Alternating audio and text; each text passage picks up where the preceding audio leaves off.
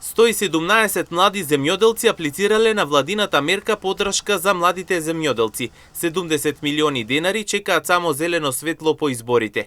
Како што најави премиерот Христијан Мицкоски, мерката е целосно подготвена, огласот завршен, апликациите селектирани, а листата на корисници е финализирана. Но поради изборниот молк државата не може да ја активира ниту да ја промовира самата мерка.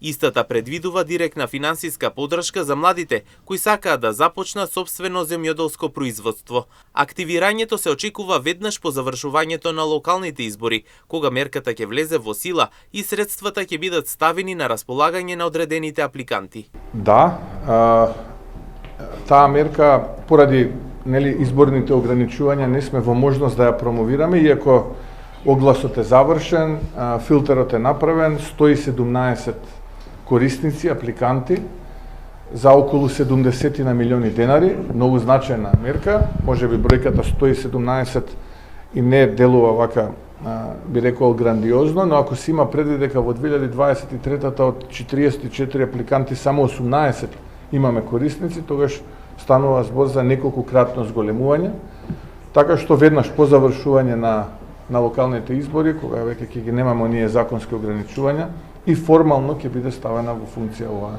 мерка за поддршка на младите земјоделци. Инаку целта на програмата е јасна. Младите да останат на село, да работат, да произведуваат и да го оживаат домашното земјоделство.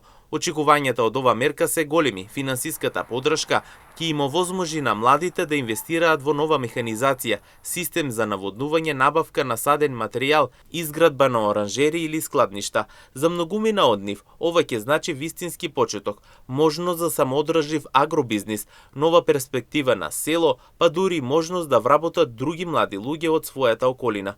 Но она што останува понатаму како прашање е дали ќе се искористи потенцијалот на овие 117 млади земјоделци.